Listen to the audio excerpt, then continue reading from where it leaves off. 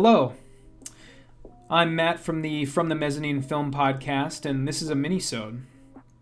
I wanted to record today because I recently stumbled on a frustrating but kind of amusing roadblock when I was trying to watch the 1978 George A. Romero classic, Dawn of the Dead.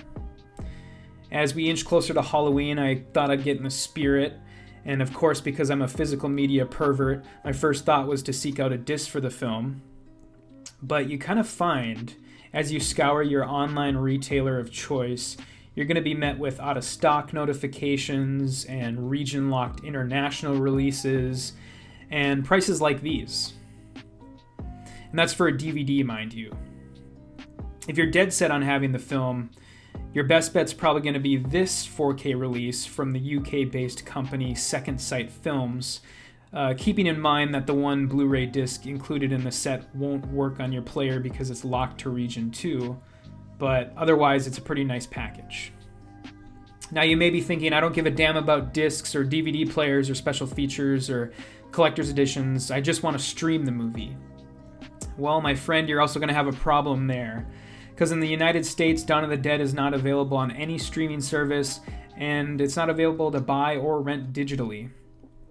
Surely a film as legendary and as ever popular as Dawn of the Dead should always be in print and readily streamable. So the question, and kind of the real story here, is why? And the answer is this man right here. This is Richard P. Rubinstein, who along with Romero produced the Dawn of the Dead. Well, they were trying to secure funding for the film. They turned to Italian giallo director Dario Argento, who agreed to help fund the film in exchange for the European distribution rights. But we're going to talk about that a little bit more later. Over the years, in the United States, Dawn of the Dead saw multiple home releases, but after the 2004 DVD release from Anchor Bay Entertainment, the film seemed to go out of manufacture. In the late 2000s, around the same time that movie theaters experienced a renewed interest in showing films in the 3D format, Richard Rubinstein decided that he was going to start work on a 3D conversion of Dawn of the Dead, as ill-advised as that sounds. He claims he was doing it for younger generations so that they could see a socially conscious horror film on the big screen, but as of 2022, the film has yet to be released in the 3D format. In 2018, it is notable to say that some 3D footage was screened at the film festival Beyond Fest in Santa Monica, California, but the reaction from audiences was very poor. At this point, it's kind of speculated that Rubinstein has sunk about $6 million of his own money into the 3D conversion, and Dawn of the Dead's artificial scarcity is sort of his attempt to drive demand for when the film is eventually released back into theaters, so he can at least have a hope of making his money back. But when that happens, I guess, is anybody's guess. A bit of possible evidence to support that theory is the fact that European releases of the film, both digitally and physically, are easily accessible. And as I said earlier, Dario Argento is the rights holder in Europe, and Rubinstein has no authority over the distribution rights in those territories, so, that could be why. But here's kind of the thing.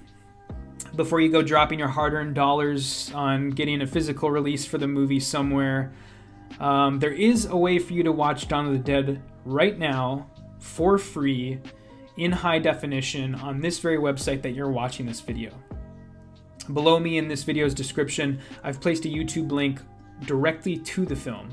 And this isn't a trick. I have no association with the channel that uploaded the movie, but I guess I'd like to give a shout out to the profile Gab Rain for doing so.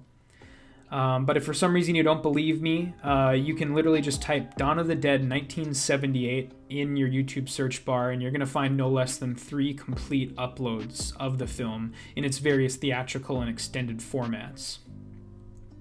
Some of these have been available for like 2 years, and I have no idea how they're still up, but it's rumored that the rights issues for Dawn of the Dead are messier than they were for Romero's first film, Night of the Living Dead.